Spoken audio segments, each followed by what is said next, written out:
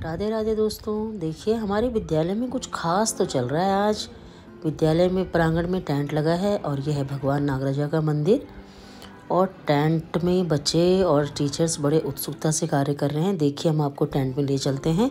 और ये प्रोग्राम हो रहा है करियर गाइडेंस एंड काउंसलिंग। और ये हमारे रावत सर और भंडारी जी और साथ में बच्चे बड़े तन्मयता से लगे हुए हैं और बहुत अच्छे ढंग से काम कर रहे हैं। और ये देखिए हमारे टीचर्स, हमारे बच्चे बहुत उत्सुक नज़र आ रहे हैं। और ये है हमारे धर्मेंद्र पवार सर जो हिस्ट्री में लेक्चरर हैं। आइए उनसे बातचीत करते हैं। चलिए सर बताइए, आपके कॉलेज में आज क्या चल रहा है? ये क्या हो रहा है? ये तैयारियां हो रही है ना, मैं देख पा रही हूँ। आप बताइए क्या हो रहा है। सबसे पहले तो मैडम आपको प्रणाम। जी सर। हमारे स्कूल में आज कैरियर एंड काउंसलिंग के संबंध में एक सभा का आयोजन किया गया है। अच्छा। जिसमें अमूमन क्या होता है कि 12th के बाद जो है बच्चे जो होते हैं उनका जो एक आगे जाने का जो रास्ता होता है वो एकदम ब्लाइंड होता है। हाँ जी, मतलब वो देख नहीं पाते कि भाई हमें क्या सोचना है। तो बच्चों को इस संबंध में जो है उनकी गाइडेंस क्या होती है, 12th के बाद वो कौन सा फील्ड चूज कर सकते हैं, वो कौन सा अपना जो है कैरियर चूज कर सकते हैं, किस फील्ड में जो है उनकी रुचि है, उस संबंध में जो है आज विभिन्न जगहों से जैसे डॉक्टर, अच्छा, और ये पुलिस वाले जो सीओ साहब, हाँ, और इसके अलावा अन्य फील्ड वाले जो है अच्छा बड़े बड़े अधिकारी वर्ग आएंगे। मतलब आपका बच्चों को बोलने का मतलब है कि बच्चे इंटर के बाद उनको भटकाव की स्थिति ना हो, मतलब वो बिल्कुल सही चले। बच्चों के भटकाव की स्थिति ना हो और वो सही दिशा में आगे बढ़ सके। Okay sir, thank you so much. देखिए दोस्तों, यहाँ पे जो है नर्सिंग स्टाफ और मेडिकल वाले सभी लोग पहुँच चुके हैं। साथ में प्रधान जी, हमारे प्रधानाचार्य महोदय बैठे हैं। शर्मा जी आए हैं जो इंजीनियर हैं। हमारे वरिष्ठ प्रवक्ता श्री पवार जी और मंच संचालन कर रहे हैं रावत जी। सम्मानित चिकित्सा अधीक्षक सामुदायिक स्वास्थ्य केंद्र छाम डॉक्टर अभिलाषा मैम, नर्सिंग अधिकारी के पद पर सामुदायिक स्वास्थ्य केंद्र में कार्यरत डॉक्टर दीपमाला मैम,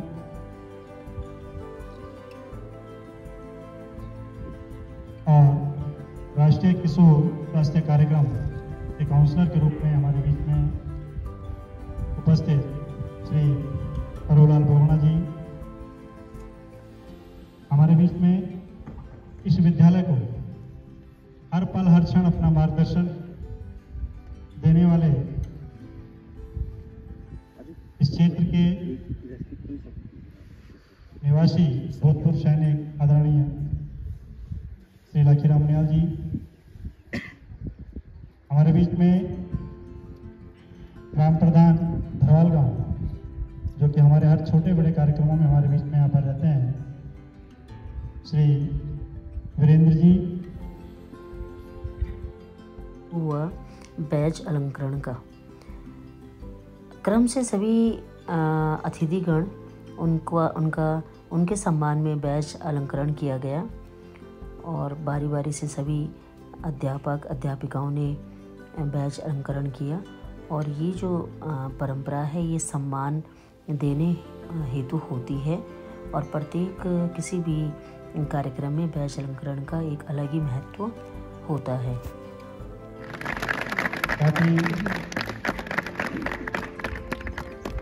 मैं निवेदन करूंगा श्रीमती तोमर मैम से कि आप डॉक्टर दीपमाला मैम का बैज अलंकरण करने का कष्ट करेंगे।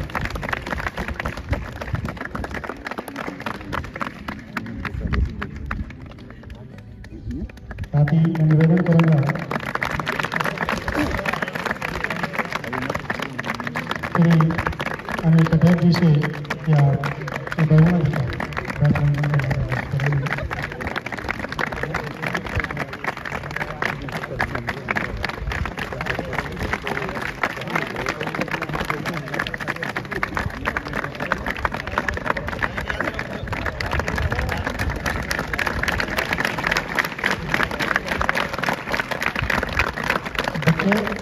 आप लोग एक बार स्टार्ट कर लें, हाथ खड़े करने पर रुक जाओ, हाथ खड़े करो सारे, स्टार्ट।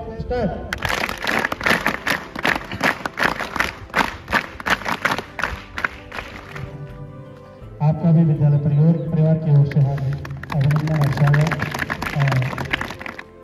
इसके बाद दोस्तों प्रधानाचार्य जी द्वारा पूरी सभा को संबोधित किया गया। सुनिए आप लोग। हमारे थानाध्यक्ष श्री मान सिंह जी भी आ चुके थे और बच्चे जो हैं उनके स्वागत में तालियां बजा रहे थे। तालियों की गड़गड़ाहट गूंज उठी पूरी सभा में और सब लोगों ने उनका स्वागत किया। स्वागत में सभी लोग आए हुए, उनको सत्कार दिया, सम्मान दिया और श्री मान सिंह जी हमारे यहाँ पधार चुके हैं। बच्चों, जैसा ये कार्यक्रम समग्र शिक्षा अभियान की ओर से है, आपको संक्षिप्त रूपरेखा बता दूं। समग्र शिक्षा अभियान के अंतर्गत कैरियर काउंसलिंग एंड गाइडेंस नामक एक कार्यक्रम प्रतिवर्ष चलाया जाता है। इसका बच्चों जैसे कैरियर गाइडेंस एंड काउंसलिंग दोनों में अंतर है। गाइडेंस का मतलब समझते होंगे, नहीं समझते होंगे तो आपको अंतर बता देते हैं थोड़ा। गाइडेंस का मतलब है कैरियर के प्रति किसी तरफ गाइड करना, जिस क्षेत्र में आप जाना चाह रहे हैं। तो गाइड बेटा आप कोई भी कर सकता है। जैसे हमने कहा आपने इंजीनियरिंग के क्षेत्र में जाना चाह रहे हैं, आपकी जिज्ञासाएं हैं, जो आप जिस क्षेत्र से संबंधित आपकी जिज्ञासाएं हैं कि आप कहाँ जाना चाहते हैं, क्यों जाना चाहते हैं, वो आप जो है एक बार हमें देंगे। उसके बाद जिस क्षेत्र से संबंधित होगा, आपकी जिज्ञासा जिस भी क्षेत्र से संबंधित होगी, तो हम संबंधित व्यक्ति आपकी उस जिज्ञासा का समाधान किस तरह से होना है, क्या क्या आपके पास रास्ते हो सकते हैं। दोस्तों, इसी बीच हमारे बीच में पीटीए स्वागत है। दोस्तों, इसी क्रम में फिर जो हमारी डॉक्टर साहिबा थी, डॉक्टर अभिलाषा मैम, उन्होंने बच्चों को करियर और गाइडेंस एंड काउंसलिंग के बारे में अपने जो भी उनका मेडिकल के संबंध में बच्चों को बताया। देखिए, सुनिए आप लोग भी। मुझे आमंत्रण सबके बीच आने का मौका दिया। हमारे क्षेत्र में जो चिकित्सा क्षेत्र है, उसमें शुरुआत हमारी हो जाती है 9वीं कक्षा से। जो हमारी नींव आगे की बनती है चिकित्सा से संबंधित, वो 9वीं कक्षा से शुरू हो जाती है। ऐसे बेस तो पहले भी पढ़ाया जाता है, लेकिन जो असल में जो तैयारी शुरू होती है वो 9वीं कक्षा से शुरू हो जाती है। तो यहाँ पे उपस्थित जितने भी छात्र छात्री वो ये ध्यान दें कि आप जब 9वीं कक्षा में प्रवेश करते हैं और उसमें विज्ञान का जो विषय है वो आप पढ़ाई करते हैं, तो नींव आपकी 9वीं कक्षा से ही बन जाती है।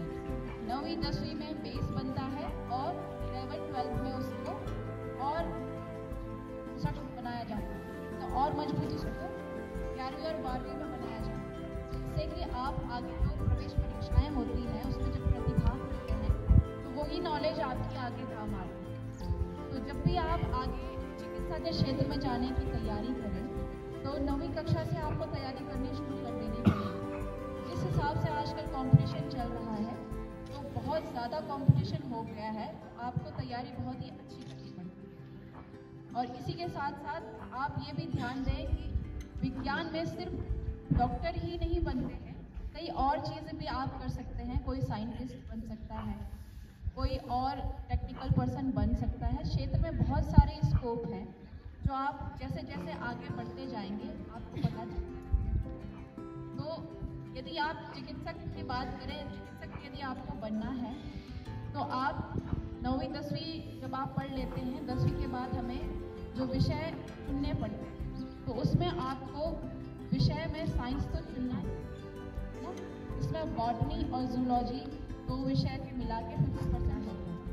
और यदि आपका बायोलॉजी मजबूत रहेगा तो आपके ज़्यादा चांसेस बन जाते हैं कि आपका सिलेक्शन अवश्य हो जाए।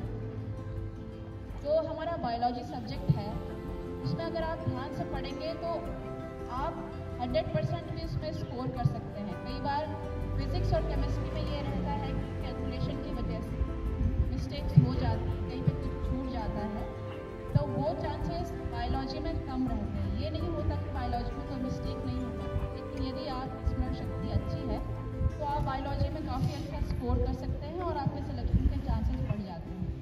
ऐसे ही आजकल हमारे क्षेत्र में बहुत सारी चीज़ें हैं, बायोटेक्नोलॉजी भी है, इसमें जेनेटिक इंजीनियरिंग भी है, साइंटिस्ट बन के लोग और आगे के क्षेत्र में कर सकते हैं और वाइल्ड लाइफ में भी जा सकते हैं। कई सारी चीज़ें हैं जो कि विज्ञान के थ्रू और गहन अध्ययन करके आप उसमें महारत हासिल कर सकते हैं और बहुत ही अच्छे डॉक्टर बन सकते हैं, सुपर स्पेशलिस्ट डॉक्टर। यदि अभी तक किसी का कोई प्रश्न हो तो आप बता सकते हैं। कई बार तो ऐसा होता है कि मरीज शैया पे लेटा होता है और उसका मलमूत्र भी साफ करना पड़ता है, ऐसी स्थिति भी रहती है। तो हमारा एक ही उद्देश्य होता है कि जो जीवन किसी भी प्राणी को मिला है उसको संरक्षित अच्छे से और उनका जीवन की क्वालिटी को और अच्छा बने। बहुत ही कम फीस में डॉक्टर बनने का सपना पूरा हो सकता है। इसी क्रम में फिर हमारे प्रधानाचार्य जी द्वारा सभी को स्मृति चिन्ह भेंट दिए गए और सभी अध्यापिकाओं ने सबको स्मृति चिन्ह भेंट किए और ये बहुत ही सुंदर कार्यक्रम था। सभी ने इसमें बढ़ चढ़ कर प्रतिभाग किया। एंजॉय करिए दोस्तों, देखिए। Thank you so much.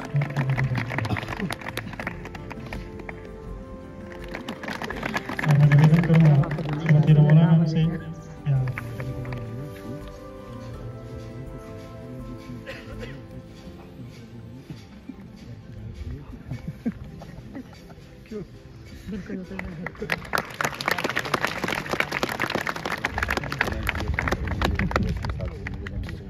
और उसके बाद दोस्तों फिर पूर्व पीटी अध्यक्ष जी द्वारा पूरी सभा को संबोधित किया गया।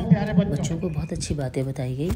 देखिए, सुनिए। आज का यह बहुत ही महत्वपूर्ण कार्यक्रम चल रहा है जिसमें मुझे भी बुलाया गया, इसलिए मैं प्रधानाचार्य महोदय एवं विद्यालय परिवार का धन्यवाद देता हूँ। देखिए, मैं एक पूर्व सैनिक हूँ और इसी से संबंधित कोई भी विषय है आप लोग अपने दिमाग में सोचें और पूछने के लिए तैयार रहें। उससे पहले मैं कुछ चीजें आपको बताऊंगा। देखिए, सेना देश के लिए कितनी आवश्यक है और जनमानस के लिए कितनी आदरणीय है, ये आप सब जानते हैं। एक सैनिक का जीवन,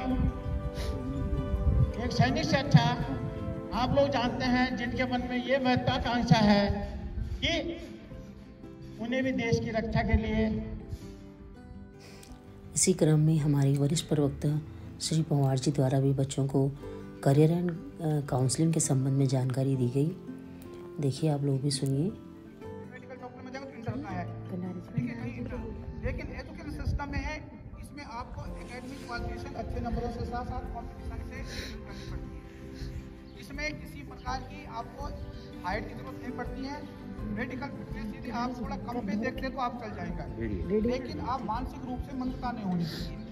तो सबसे पहले ये कि इंटर आपका होना चाहिए। इंटर के बाद आपका ग्रेजुएशन होना चाहिए। इससे अच्छा क्या प्रोफेशन है आने वाले भविष्य के लिए। और नई शिक्षा नीति जो आने वाली है उसमें तो आप इंटर के बाद जा सकते हैं प्राथमिक शिक्षा के लिए 4 साल का कोर्स होगा। ये लागू इम्प्लीमेंट के स्तर पर चल रहा है 2023 तक।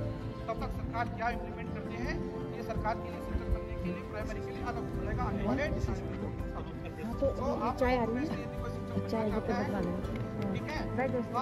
विद्यालय को अपना अमूल्य समय आप देते रहते हैं।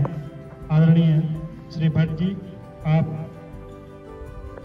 इस क्षेत्र के एक वरिष्ठ पत्रकार भी हैं और लॉ के क्षेत्र में भी यहाँ पे आपके आगे भविष्य निर्माण के लिए कैरियर गाइडेंस काउंसलिंग के रूप में जो ये आयोजन किया जा रहा है, यह सब दर्शाता है कि किस तरह से आपके बड़े आपके भविष्य के लिए चिंतित हैं। तो इसमें आपको थोड़ा जागरूकता लानी है। होता क्या है प्रायः कि प्रत्येक अध्यापक चाहते हैं कि मेरा छात्र जहाँ पे कोई कमी हो पूछे, और होता क्या है कि हम पूछते नहीं हैं। जब हम भी आपकी जगह पे बैठे हुए थे तो होता है और बाद में आदमी पछताता है कि अरे उस समय पूछा नहीं। इसलिए सबसे पहले तो ये जिज्ञासा मन में पैदा कीजिए कि आपके जो गुरुजी पढ़ा रहे हैं ना आपको, वो सबसे बड़ा गाइडेंस और सबसे बड़ी काउंसलिंग तो वही आपकी कर सकते हैं कि आप उनके अंडर में कक्षा 6 से पढ़ रहे हैं, कक्षा 12 तक पहुंच गए। तो बहुत मार्गदर्शन कर सकते हैं, लेकिन आपके अंदर जिज्ञासा होनी चाहिए। हमारे इसी विकास खंड के मेरे एक वकील साथी हैं, एक बेटा है उनका, उसने कहा मुझे तो इंजीनियरिंग करनी है। इंजीनियरिंग कर ली, बीटेक कर ली, बीटेक उत्तीर्ण के बाद उसने कहा मुझे आईएएस निकालना है। अब वो गए आईएएस दिल्ली में, 5 साल तक आईएएस का वो किया, दिया उसने टेस्ट, और उसमें नहीं हो पाया सिलेक्ट। अब आईएएस का लगे, पीसीएस का लगे, तो पीसीएस उत्तराखंड की नहीं निकाल पाया। वापस आके उसने फिर, क्योंकि उसके पिताजी वकील है, तो उसने फिर एलएलबी किया और अब अपने पिताजी के साथ प्रैक्टिस कर रहा है। तो कभी कभी ये होता है कि उसका जो बीटेक का समय गया वो इतना बड़े। इसी कार्यक्रम के तहत जब बच्चे थोड़ा उन्हें भूख लग गई तो उन्हें जो है समोसे दिए गए और सभी लोगों ने चाय और समोसे का आनंद लिया और फिर कार्यक्रम को सुचारू रूप से आगे जारी रखा गया और बच्चे बड़े ध्यान से सुन रहे थे। इसी क्रम में फिर थानाध्यक्ष महोदय को आमंत्रित किया गया कि वे बच्चों को कुछ करियर और गाइडेंस दें और बच्चों की काउंसलिंग करें और उनको बताएं। तो देखिए थानाध्यक्ष महोदय ने बड़ी तन्मयता से और बहुत ही इंटरेस्टिंग तरीके से बच्चों की काउंसलिंग की। देखिए आप लोग भी सुनिए और उस पर अमल कीजिए। Thank you so much.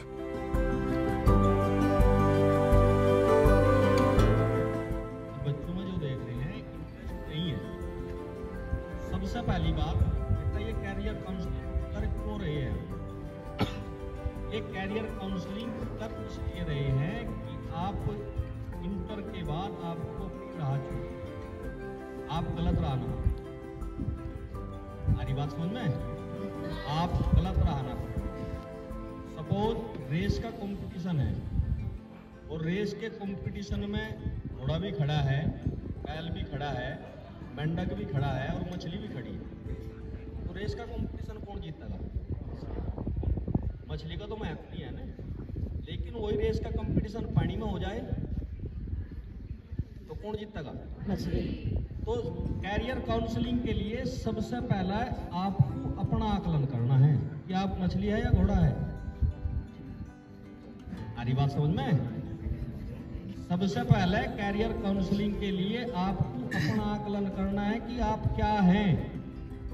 छोटी सी चीज बताओ, कैरियर काउंसलिंग के लिए आए हैं, हर कोई नौकरी के लिए बता रहा है। मैं भी पुलिस डिपार्टमेंट से हूँ, मैं भी नौकरी के बारे में भी बताऊंगा आपको। लेकिन एक्चुअल स्थिति क्या है? पूरे देश में कितने प्रतिशत लोग नौकरी से कमाते हैं?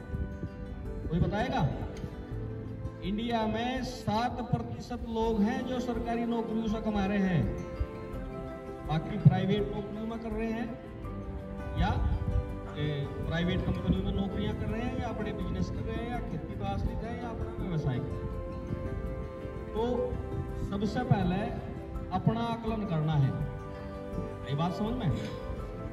हर कोई माँ बाप जो बच्चे को स्कूल में भेजता है, सबसे पहली उसकी ख्वाहिश होती है, मैं पहले भी बताया आपको, मेरे बच्चे कामयाब हो। आप यहाँ स्कूल में आए हो तो ये मत सोचो कि आप ही आप हैं, बस आपके पीछे जिस माँ बाप ने आपको भेजा उसकी ये अपेक्षा है। सबसे पहले तो ये बताओ कहाँ था अब तक?